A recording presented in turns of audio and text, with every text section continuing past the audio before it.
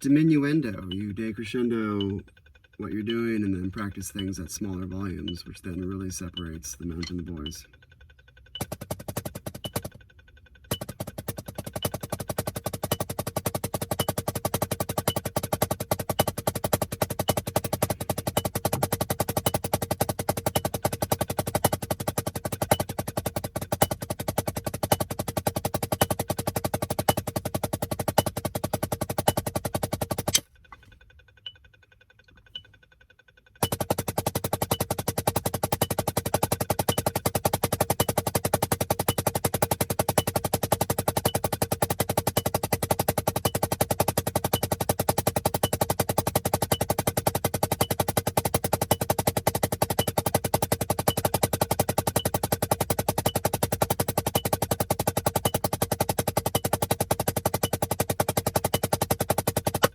This is one of those middle gears where it's not fully a bounce and it's not fully a, two separate strokes, 1, 2, 1, 2, 1, 2. It's right in between. So my fingers are going a little bit and my wrist is going.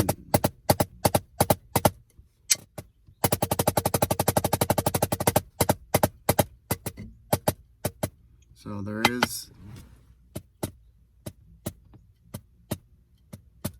that happening, except it's like except just a little bit at this tempo.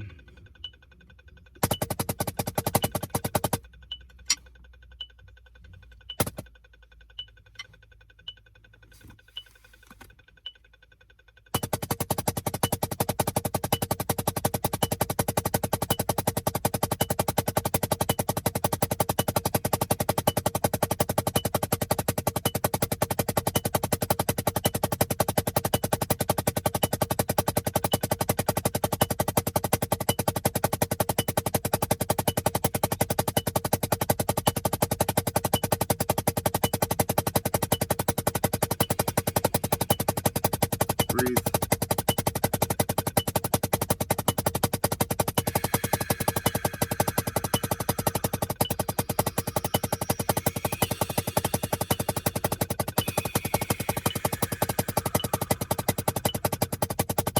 Still get microphases though. I'm distracting myself with the breathing. I'm allowing I'm letting those other inclusions, like breathing, to distract me. I'm losing focus. You can hear it.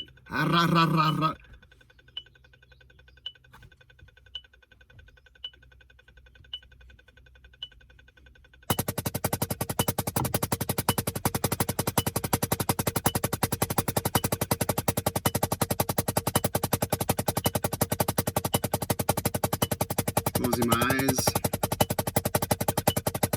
getting rid of the distraction of visual input.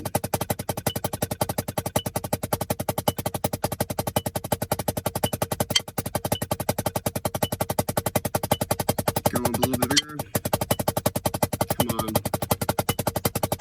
Ah, there's that negative self-talk. Come on. Nah.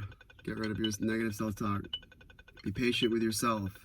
Just as patient as you would be with a student, you treat yourself no differently. You treat yourself just as patiently. I would never say, come on, to a student. Then I just turn the whole thing negative, and now they're just operating out of, now they're just doing everything, now they're just motivated out of, like, not getting fear happening. Instead of like being motivated for the positive, now they're being motivated for the wrong reasons, for the negative. Like a good king versus bad king. A bad king rules out of fear and do what I say or else. Versus a good king is do what I say because it's good for you, because I have your best intentions, and you know.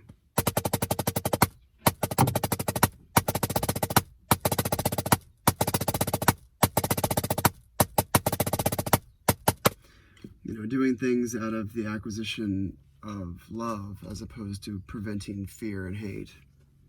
Two very, very fundamentally different mindsets. Both may equal the same results, but there's a fucked upness that lives in the heart of the person who operates out of preventing fear and hate and bad things.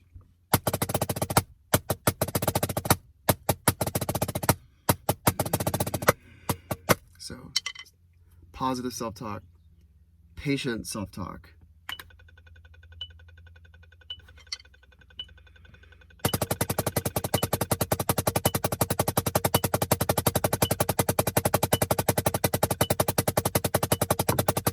This is a middle gear.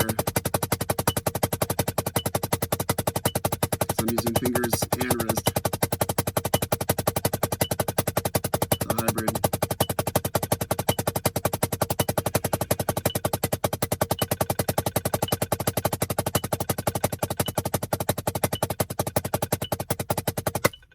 I'm all over the place. You can hear it. You could hear it. I was focused before, and then I became just this floundering, unfocused mess.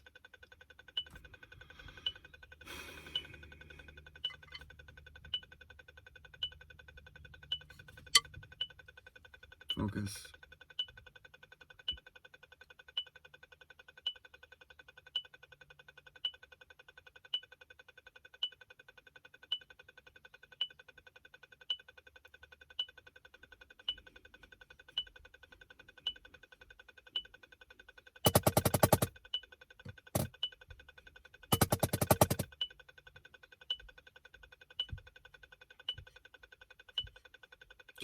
Chipala.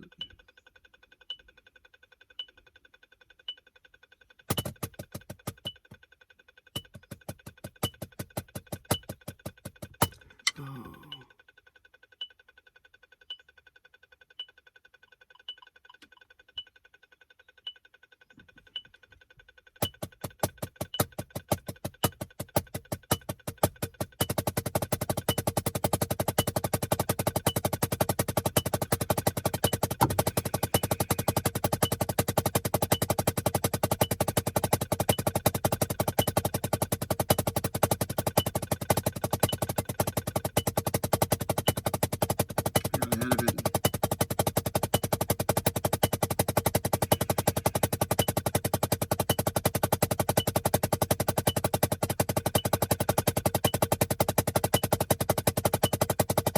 Let's go left-hand lead.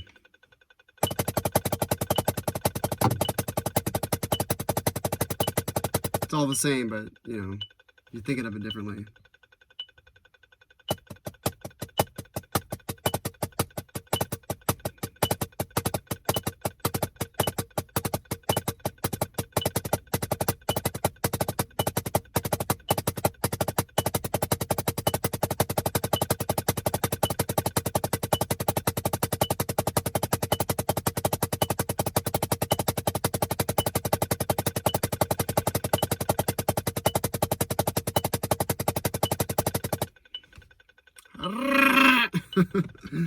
It's such an obvious audio cue to the self that you lost it. It's like getting shot with a machine gun. Like, it's as obvious as that. You definitely know when you're getting shot by a machine gun. That'll be a day you don't forget.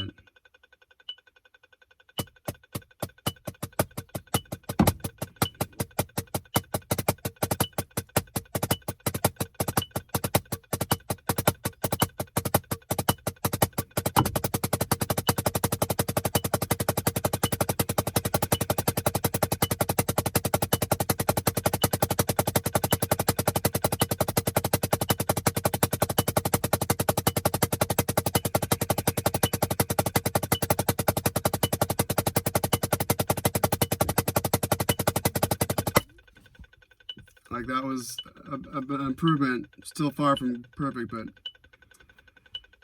little thing that I was doing there was I was staring at what I was hitting. I was staring at this point right there. I was staring at this, but I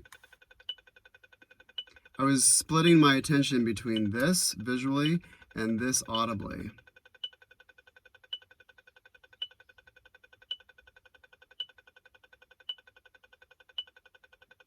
I'm really locking in.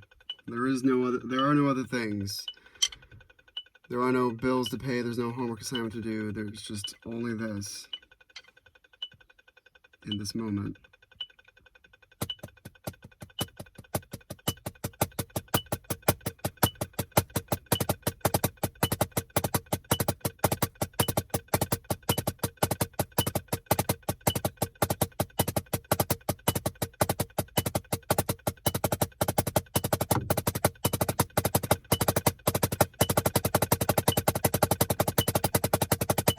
Looking at the spot, listening for the met.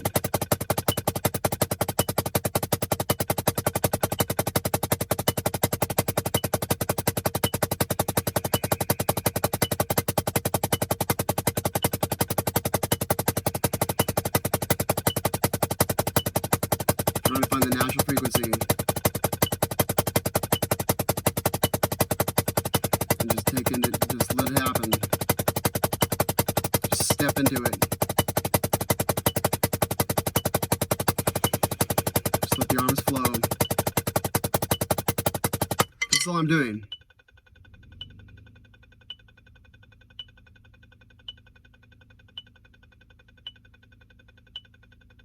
That's all I'm doing. That's all I'm doing with my arms. Triple it, triple it, triple it, triple it.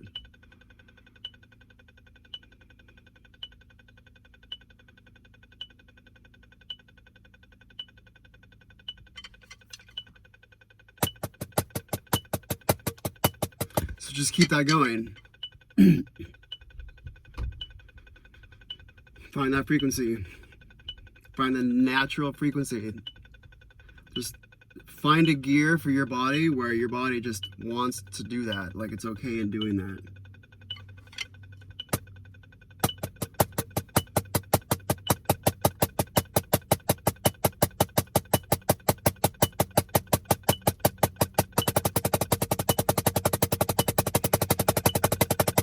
And really, and I'm doing this right hand lead, and really think about leading. One hand is leading, one hand is following. That's what's happening 100% of the time at anything that's been happening. One hand is leading, the other hand is following. So have your leading hand be a leader.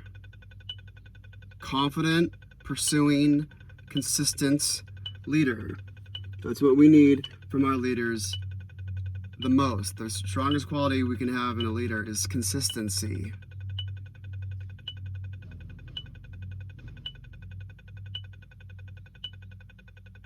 We want to know that that rock is right there to push up against each time.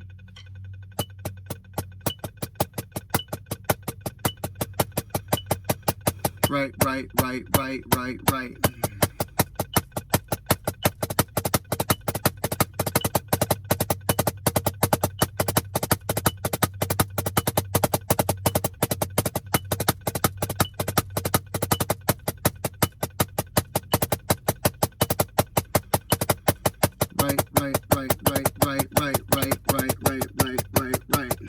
Or left. Left, left, left, left, left, left.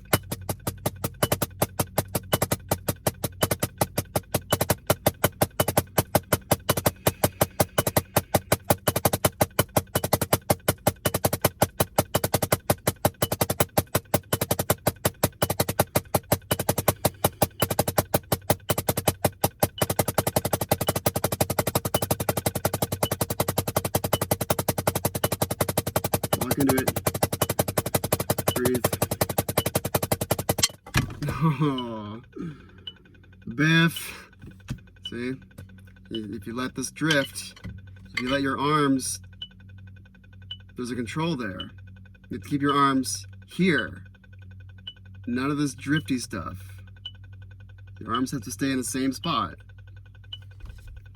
And when they drift forward and when they drift inward, that's when you click your sticks. That's when you biff it.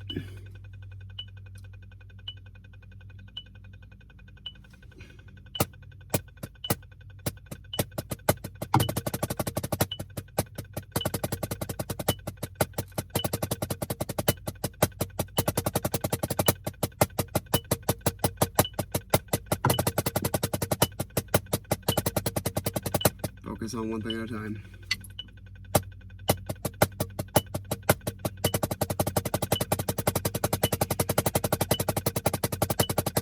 Thinking about the arms, thinking about this.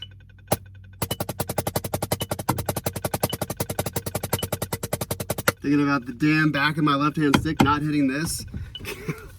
Let's minimize distractions. Minimize failure points.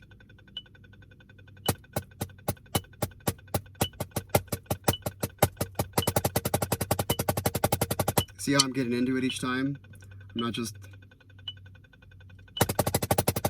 jumping into it.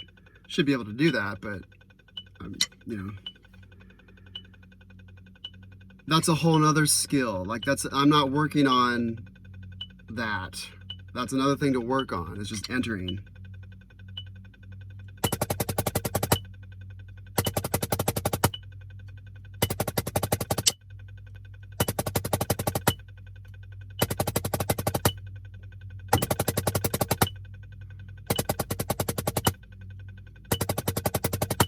Not working on that.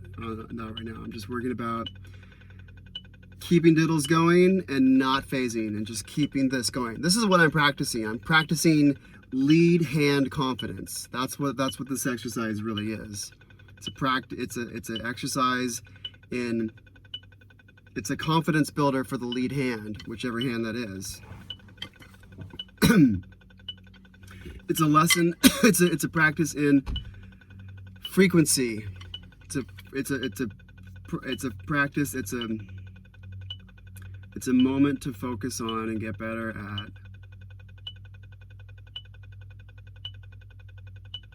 Frequency, consistency of the body.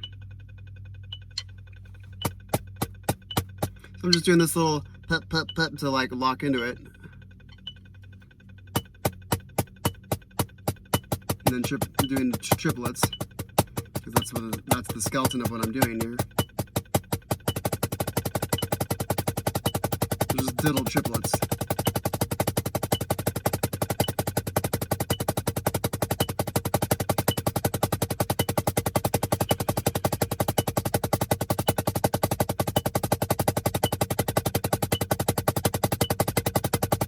Really playing through the head. None of that feathering stuff.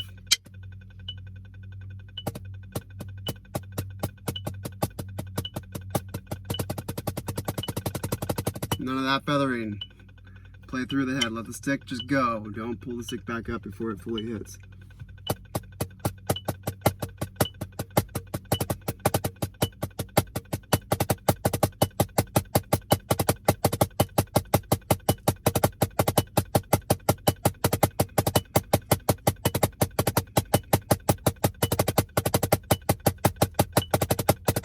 That's the beauty in the exercise triplet diddle.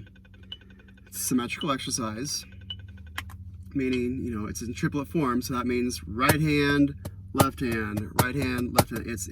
Whatever happens on the right happens on the left. Whatever happens on one hand happens on the other. Symmetrical rudiments, you know, flam accents. Whatever the right hand is doing, the left hand is also doing. Displaced. Loud stuff, loud stuff, loud stuff.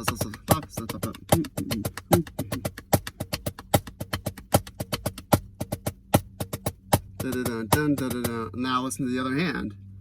Still right hand lead.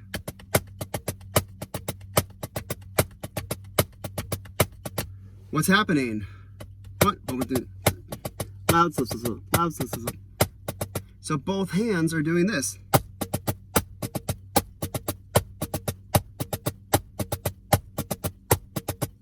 Hence the value of doing every single rudiment you do, every single symmetrical rudiment you do, in double stop form. You break down what each hand is doing, and you realize, oh, well, each hand is doing the same thing, but one is happening, you know, one starts a beat later. Right.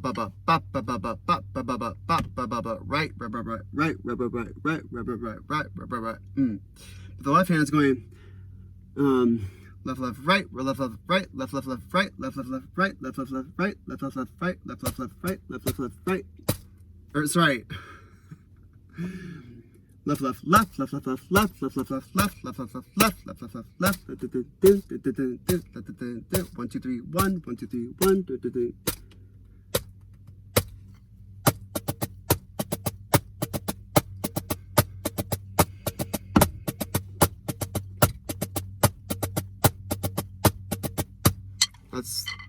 Let's do some of that, actually. I'm feeling that. We'll come back to the diddle thing. 140. I love 140 in triplets. Let's knock it down a little bit. Let's, you know. And let's just turn this up a little bit. We won't try to play the discrete metronome trick right now.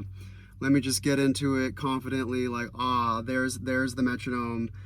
There it is. There's the rock I'm leaning against, the boulder I'm leaning against, the boulder that's always there for me to lean against.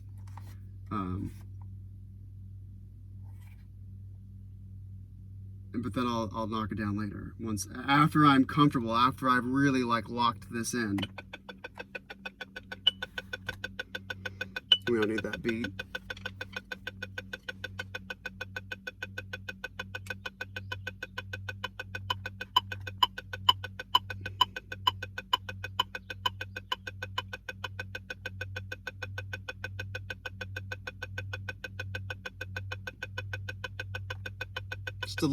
Just a little touch of that quarter note, so it's not, because this is all triplets right here, only triplets, but it just sounds like nothing. It just sounds like rapid fire. But now if I add the quarter note, then now I'm adding some context to what I'm hearing. Like, oh, that's where the beat is. Gives me something to launch into. So I'm just going to give it to myself a little bit. Gone. There. Now I can feel it better.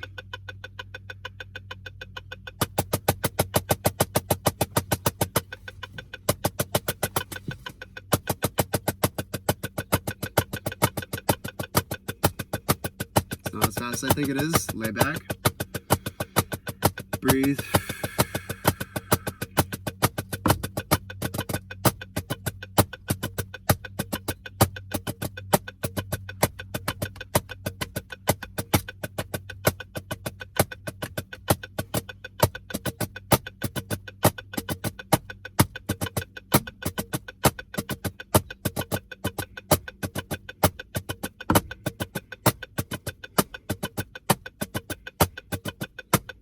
Notice what I'm doing. I'm within my context. 2, 3, 4. Look at the.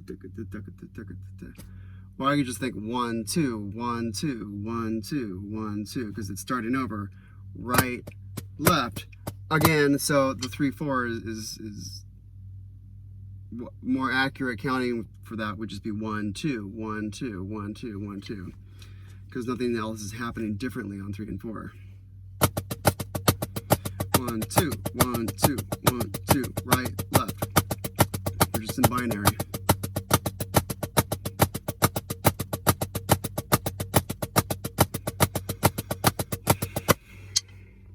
Right? So now, so what I was doing is the right hand is 1, 2, 1, 2, 1, 2, 1, 2, 1, 2, 1, 2, right, right, right, right, right, right, right, right. But then if in right hand lead, then the left hand is going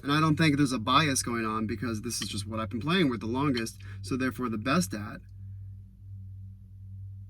Inevitably some of that is true, but these are really good sticks. Really, they're fast, but they're not too fast. Talked about speed of sticks in the previous video.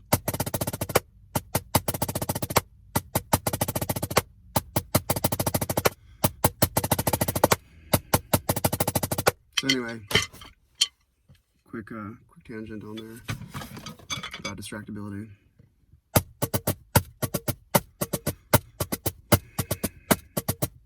So I can do that double stops breakdown by having both hands do what the right hand is doing in my context, and I can do what the left hand is doing in the context of what I'm doing. Triple it, 1 to 2, 1 to 2. Okay, so flam accent. Right. 1, 2, 1, 2, 1, 2, 1, 2, 1. 2, 1, 2, 1, 2, 1, 2, 1, 2, 1, 2. But then what's the left hand doing? 1, 2, 1, 2, 1, 2, 1, 2, 1, 2, 1, 2, 1, 2, 1, 2, 1. So now do double stops on what the left hand is doing in this instance of right hand lead.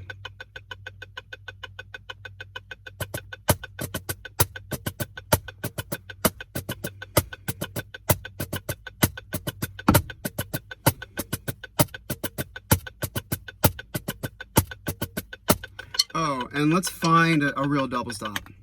Let's actually just get rid of that. So I'm eliminating the audible distraction to you and to me. Let's hear what it sounds like. Let's start off with what it doesn't sound like. Right hand, left. So I'm flamming this. Now let's segue and see if we can then hear that that very distinctive sound. To the trained ear, which you can totally train yourself to do this by doing things about like what I'm about to do, you can hear it. You can hear when it's off. Listen. Okay, I'll just really start off. This is as off as you can get, just on the other side of the beat.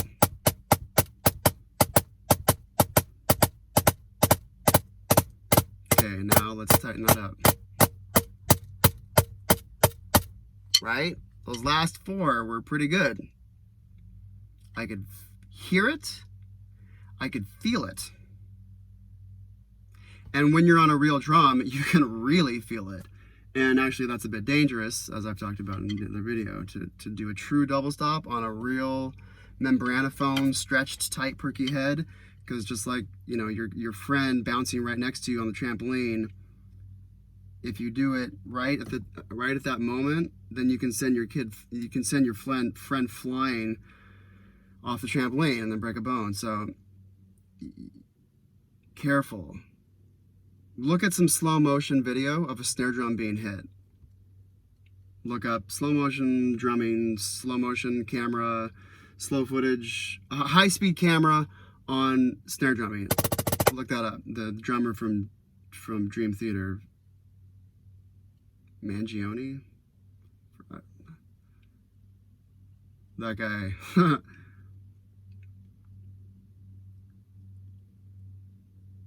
His technique is a little,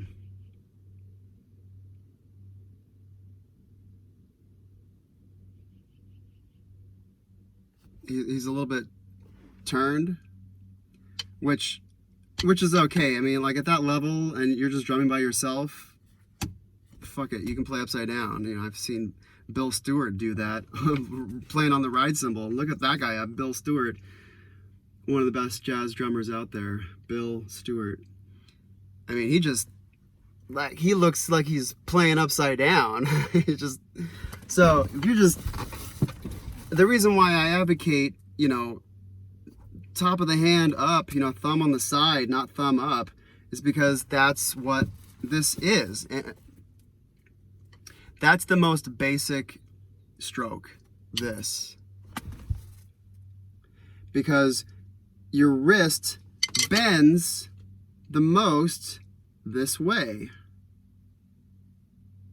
If I turn my hand and I have thumb up, like I'm playing timpani or something, or if I'm Bill Stewart, then watch.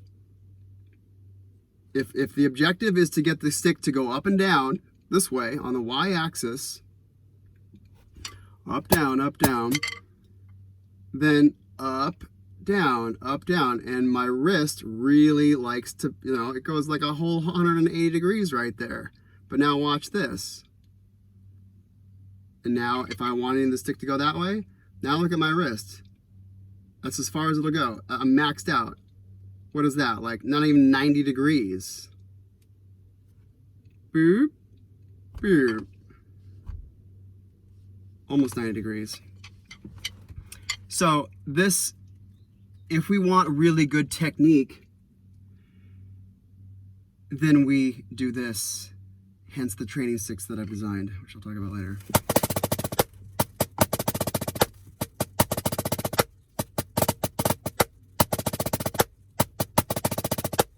But this. Sure, knock yourself out with the whole spectrum here. Feel what it feels like to play upside down. I've done it. I've practiced this. I've practiced upside down. The whole thing is worthy. The whole spectrum is worthy, especially with like timpani, but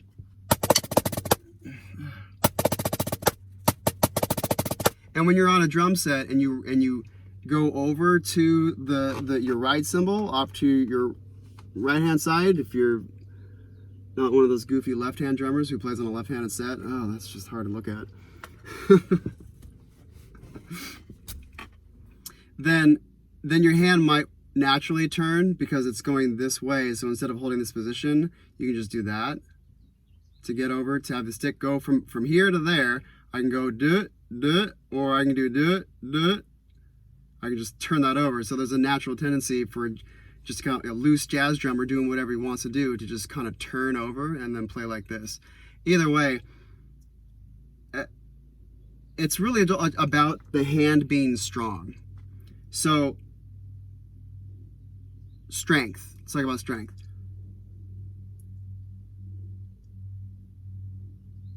An Olympic deadlifter, an Olympic weightlifter who's doing the deadlift, he's just picking up that thing off the floor.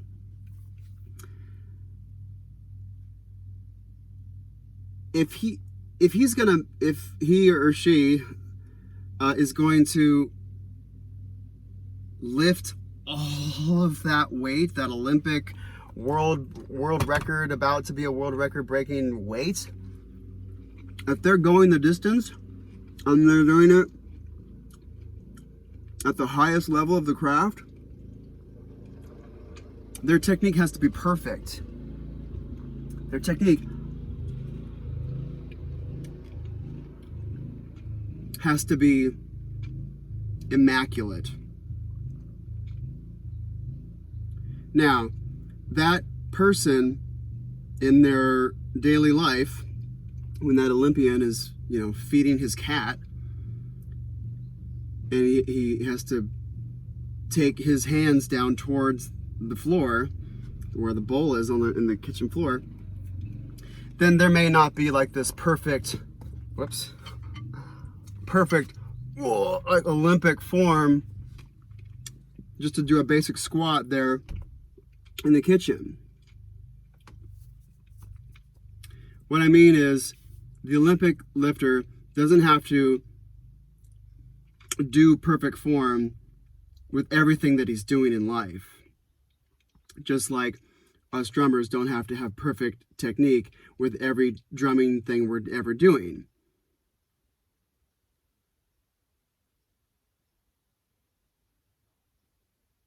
The Olympic lifter could just bend at the hips and just turn over and just hang the whole torso to feed the cat. That's really, really bad form if you're deadlifting 1,000 pounds. But that person, he can get away with it because he's like Olympian strong. So he's not going to throw out his back doing that. Like it's usable. It's acceptable if you have the strength. So what I'm saying is, when you're first doing this, learn how to do it properly. You know, learn how to use the maximum, learn how to use the nature of what's going on here. The nature, this bends more than this. It just does. And so that's the better technique. Just like deadlifting with that perfect technique. If you're going to go do the activity to the max level, your technique's got to be rock solid. So I'm not saying that this is bad, but I am saying that it's not good if you're first starting out, and if your hands aren't strong yet, and if you don't know what you're doing. And come on, thumb on the side, and thumb on the stick too. This is a rookie mistake. Rookie mistake. No, thumb on the stick. Do this with yourself. Here's a stick, and the stick is going to feel something in this case. This is your finger. So grab onto your finger and do this. Put your thumb off the stick, and now squeeze as hard as you can. This is harder than I'm squeezing. I feel nothing in this finger. I feel nothing. But as soon as I put my thumb on the stick and then squeeze, oh, well, now I'm breaking bones. So you want to be able to hang on to the stick.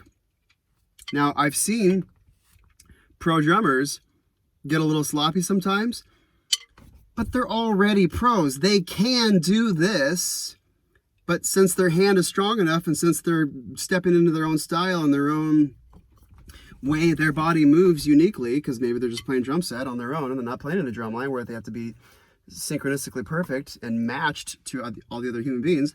And so that standard of matchness is this. So,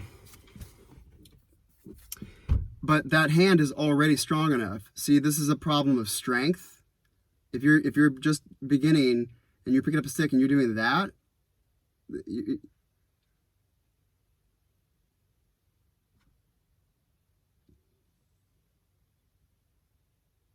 and if no one has ever told you to do that, I mean, it's not going to go well.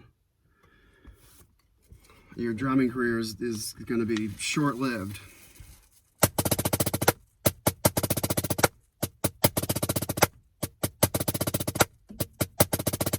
It won't ever live. If you got thumbs on top and you're off the stick, you're playing like that. Need I say more? Okay, so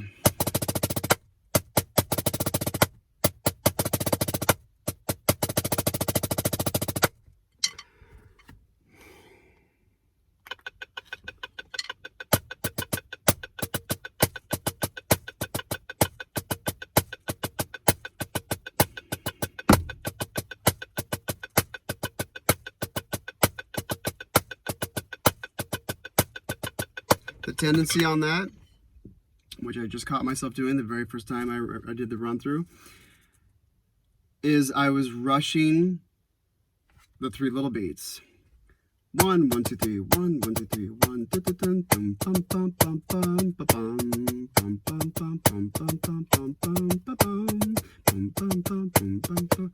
Although now I'm thinking of it 1, 2, and 3, 1, 2, and 3, 1, 2, and 3. I need to be thinking of it as 1, 2, and 1, 1, 2, 1, 2, 1, 2, 1, 2, as opposed to 1, 2, 3, 1, 2, 3, 1, 2, 3, 1, 2, 3. I can think of it as 1, 2, 3,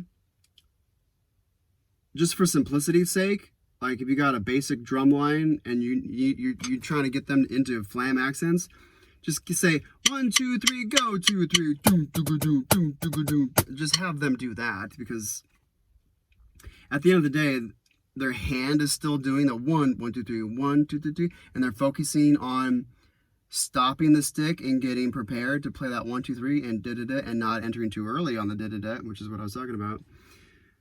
And then change it to 1, 2, 1, 2, 1, 2, 1, 2, 1, because that's what's happening when you're doing the fruition of flam accents.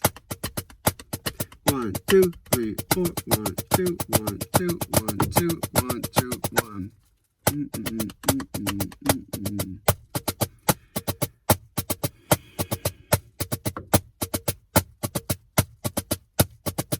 Yes. Yeah, no.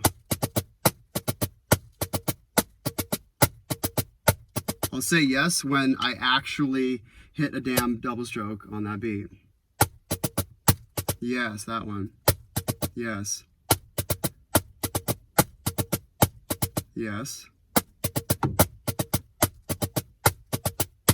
Yes. You just hear like this deadness. Because the chit in this pad and it's really responsive. Like any little thing you can hear it. So this is very audible. So therefore anything that's happening, that's actioning onto this, it can be heard. So when it's a true double stop, that's pretty good.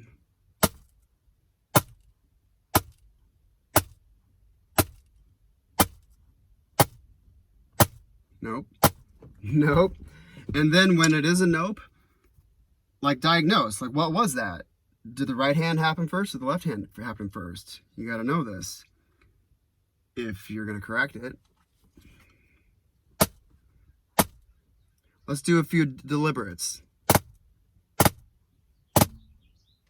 You can see it. I mean, I'm starting the motion with my left hand.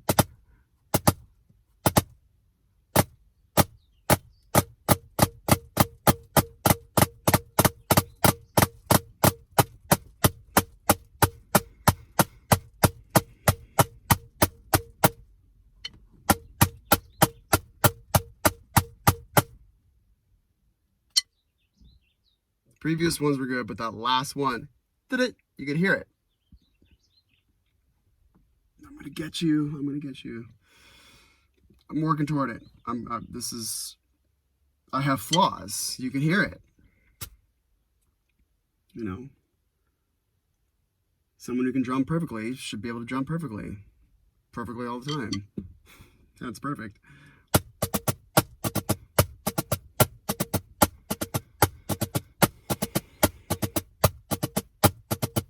The mat. Slower.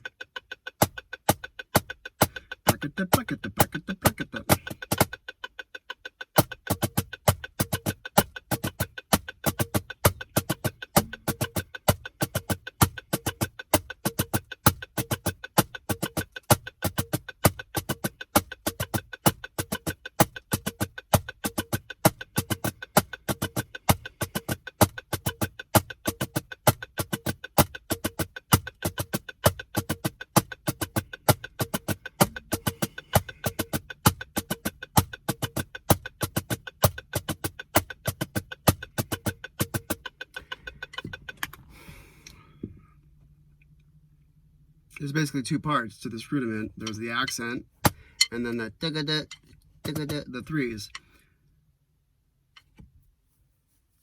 One is no important than the other, so let's practice just the threes, the digga-das.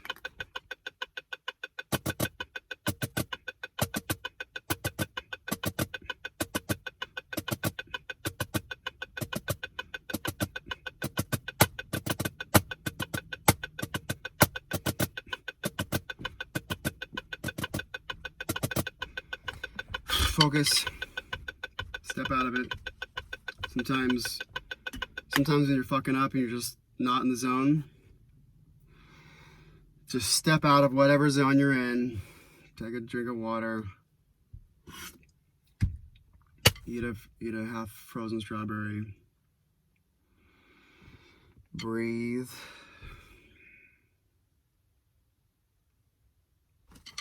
Maybe get some fresh air. It's hot in here. Da, da, da, da, dee, da, da.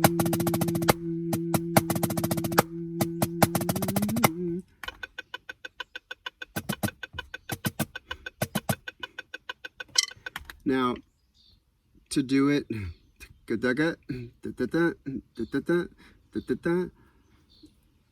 is just kind of like an unnecessary distraction unto itself.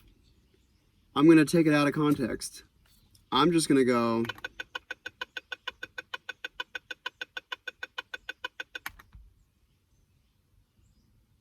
I'm going to turn it into something. I'm going to turn this into duple, yet still keeping my eighth notes consistent.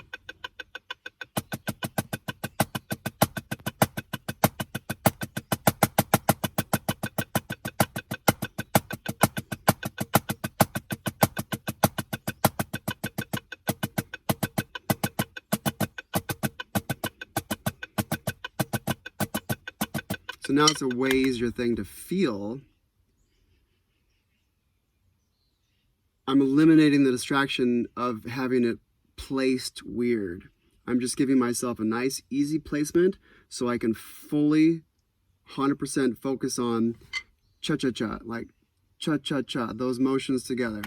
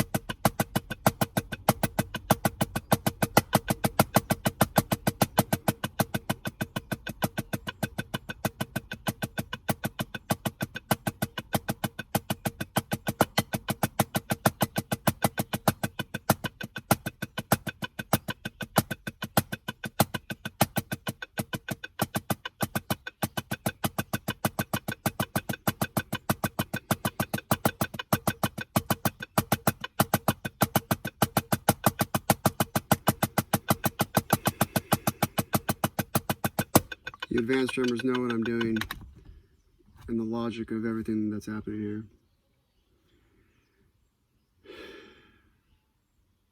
Okay, fine, I'll explain that. I'll explain the element that I'm doing. And I'll explain it with a different thing. Let's pretend I just want to work on my open stroke rolls.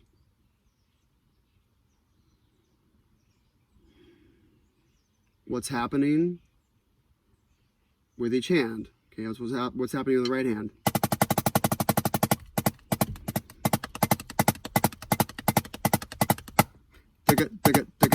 That, right? However,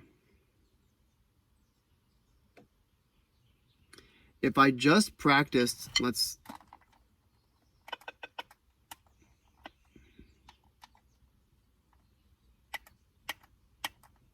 doing the tap thing.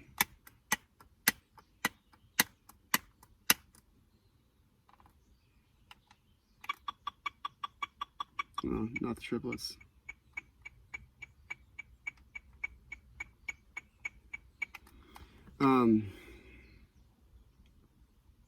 Oh yeah.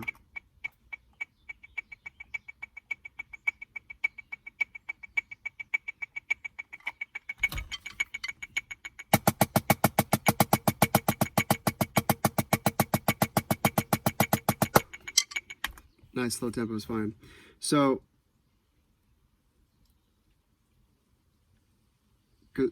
because whether they're sticked or bounced, they're still diddles. We still call them diddles. Sticked diddles, bounced diddles. These are kind of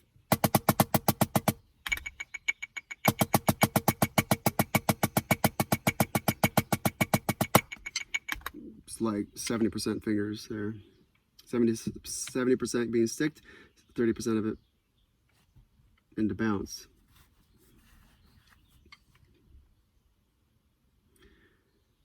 I don't necessarily have the musical confidence to know if my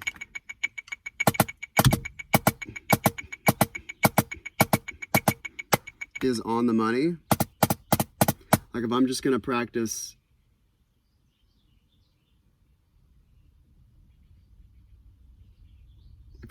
this 1 2 and 3 1 2 and 3 1 2 and 3 1 2 and 3 1, what is each hand doing?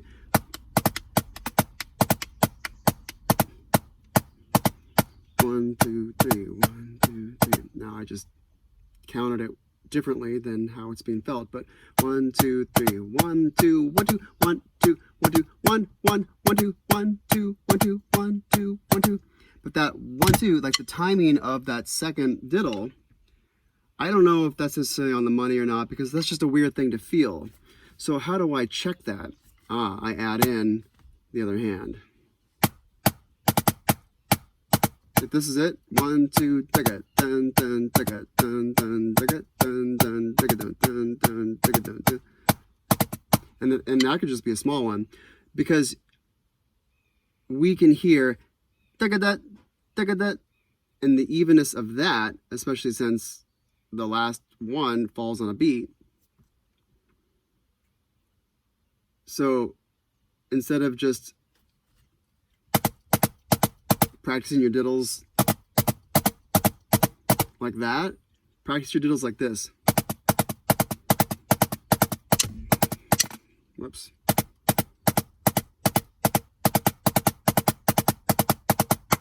So that you hear that the second diddle is truly directly in between those beated hits, those hits that fall on a beat.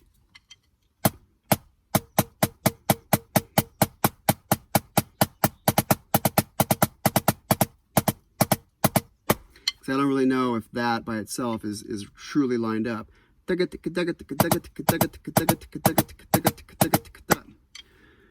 So just add in that little check.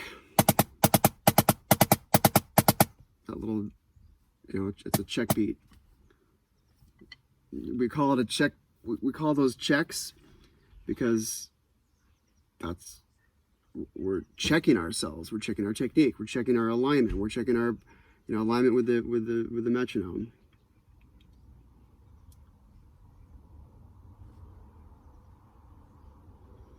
So triple-a-diddle, triple-a. So the first measure is a check pattern. That's what this is called. It's a measure of check. So it's just triplets. 1 2 3 1 2 3 1 2 3 1 2 3. It's super basic. And then you do something difficult, and then back to basic, and then something difficult, back to basic, difficult, back to basic. This is the nature of it. So triplet, check pattern, 3 4, difficult, trick, check.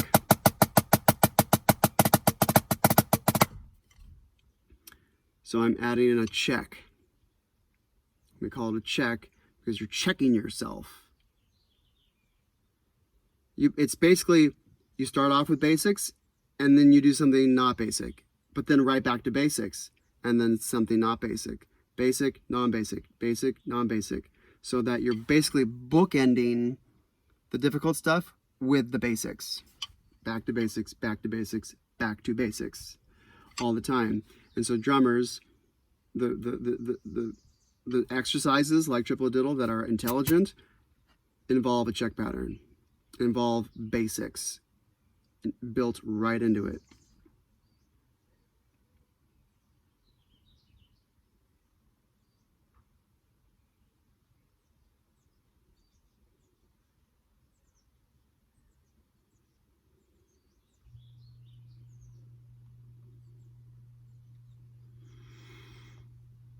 You get it. Okay. I gotta get my day going. Ooh, let's go back to diddles. Where was I before? I was doing, get rid of those, go back to triplets. What was I doing? Oh yeah, 210, 220 rather. Triplets, take these down. And then we'll just turn this up for a bit. And then we'll finish the disappearing metronome trick.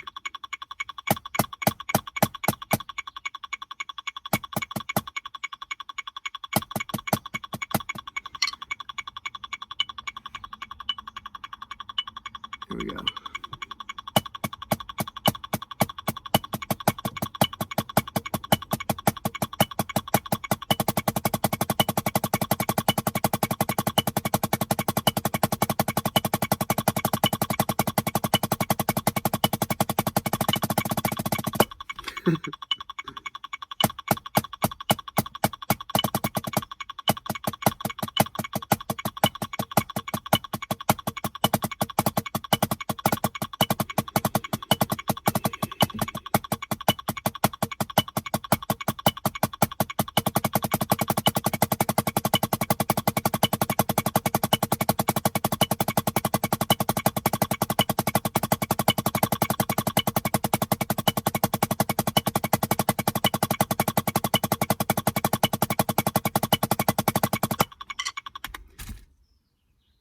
Still far from perfect, you can hear it, but it did get a lot better. Now I'm a lot more warmed up. Now let's take this down. Now let's play the disappearing metronome trick. So we're taking this down at a volume to where the volume of this masks this. It's very unnerving, which is why it's challenging. Because this goes away, and then it's just you and God.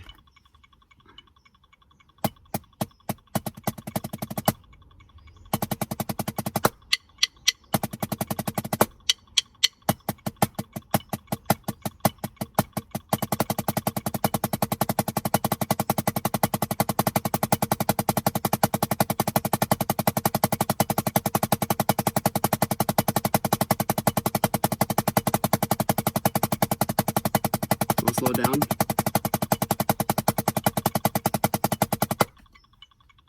All right, you can still hear that, right? Yeah, I'm sure you can.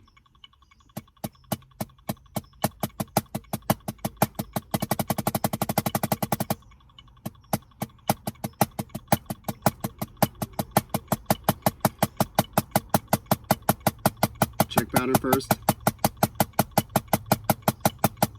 Triplet.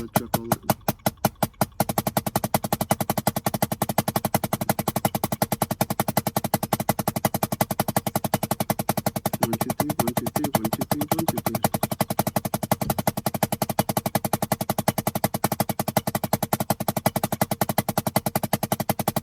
Now I'll speed it up. All right, we talked about that. What did I call it before? The metronome train wreck, the phasing, the phase train.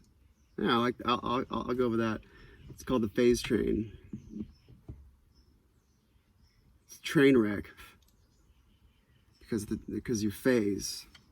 The train wreck phasing.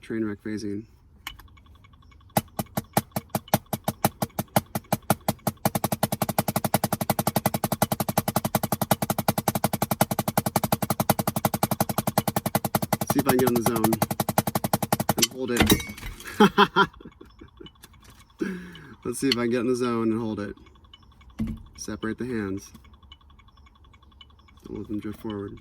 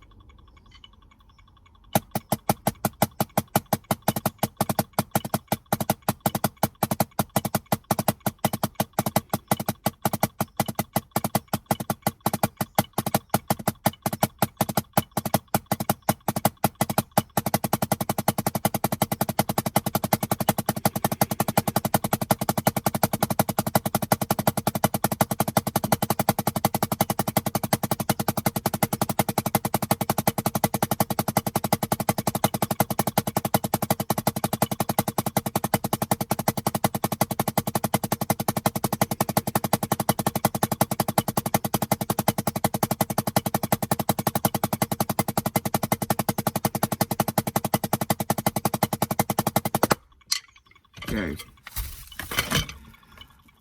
You get it. I get it. I get that I need to practice. So, you feel me? Do you feel me? You understand. You feel me. None of this is rocket science. None of this is rocket science. It's just basic math. It really is.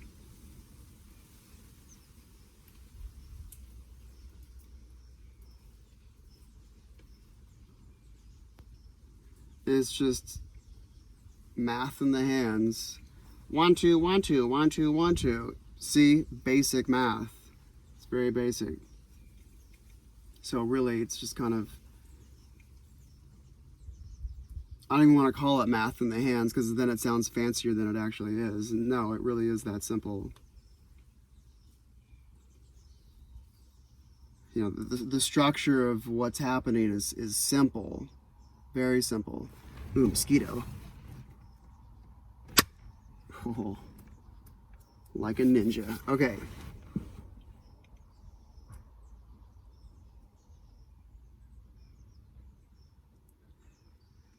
But, you know, what makes this challenging is, you know, controlling the balance of this stick and hanging on to it properly. And, you know, that's where the challenge comes in. Not like what we're doing is like the concept of what we're doing is basic, but the application of the concept that's a different topic. Let's do some stretches. Oh. And to just do quick stretches like this has its benefit, but the way to really do it, my physical therapist lady who I visited for a little bit because I had a little issue going on here, she said you got to hold a stretch for more than 60 seconds if it's going to let go at all. So remember what I talked about? If I want to stretch this, the opposite muscle has to be flexed. So therefore, this first, I'm flexing this, like my muscles are flexed. Here, these are flexed. And now I'm just taking my hand and helping it go a little bit further.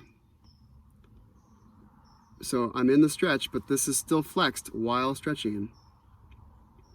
Because what happens, as a chiropractor explained it to me a long time ago, he said that if your hand is just loose and someone did this all of a sudden, that could potentially, you know, especially a large force, that could really hurt you. So what the brain does ingeniously, a little defense mechanism, is, so if this hand is just totally loose and it's just totally passive, and then someone just yanked my wrist back all of a sudden, there's actually a protection of that going on, you know, the brain to body connection. He said that at the end of each muscle, like here's the muscle, and there's one end of it, and here's the other end of it. At the ends,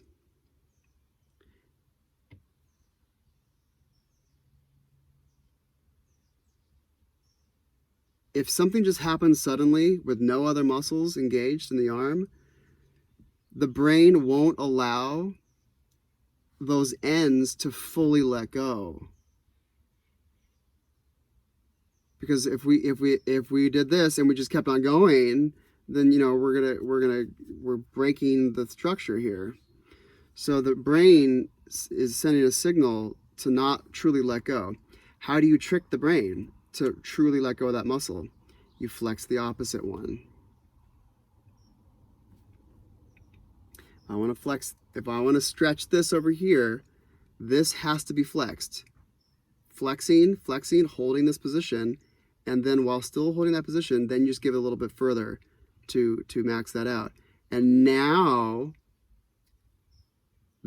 now all of this is truly let go because this is engaged. It's like the brain is sending a question down to the arm like, hey, you got this, right? you're engaged, you have some control. So like, yeah, brain, I got it, says the arm. We're doing a thing deliberately. Like something is happening deliberately, like it's a thing. So and I'm pushing hard on this, and there's a little bit of pain there, and like, oh no, brain, like protect me. But it's like, if this muscle is engaged, it's like telling this one, hey, we got it. There's control over what's happening to this limb. You can let go now. So the first time you do this, as I said before, and if you've never done this before, just breathe into it and do it slowly, because it's going to be a deeper stretch than you've ever experienced before. Watch out. So if I want to stretch these muscles, these have to be flexed first. Flexing, flexing, flexing, flexing, flexing, still flexing, still flexing, still flexing. Now I'm just helping it out a little bit.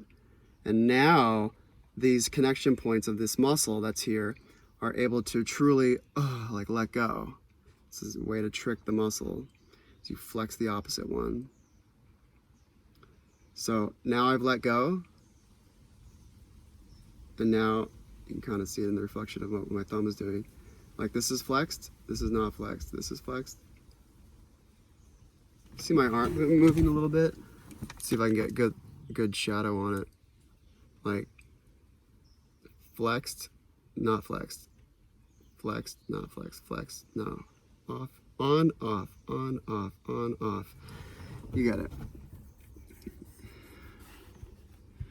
If you want a muscle to truly stretch, the opposite muscle needs to be flexed, and you need to hold that while breathing, because definitely nothing's going to be letting go if you're holding your breath.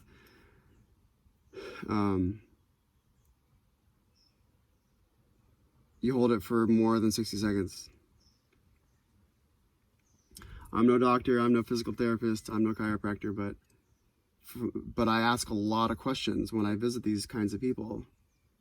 I'm asking them like how this works, how I can take care of myself. Hey doc, tell me everything you know so I don't have to come visit you anymore, so I can take care of myself. Like, tell me all the things that you can tolerate to tell me here in this 12 minutes of our interaction while you got another patient waiting. Like, just tell me all the things. In case you die tomorrow and all the doctors die tomorrow, I'll at least know what to do. And all the doctors die, all the people who know about physiology and biology, all of them die, and then the internet dies, and then and all the books get burned, and I can't learn it. I don't have any more way of acquiring any more new information. I will be glad I got as much as I did before the world imploded. So don't take my word for it. Do your own research. But this is what I know, and I can feel these things to be true. Like instinctually, like intellectually they make sense, but then also like instinctually, like the way this feels, the way my body feels, and like, oh wow, that really is a deeper stretch, you know, if I'm flexing the opposite muscle. So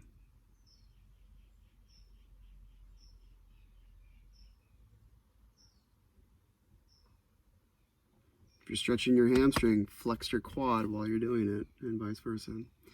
Okay, toodaloo. I love spending this time with you.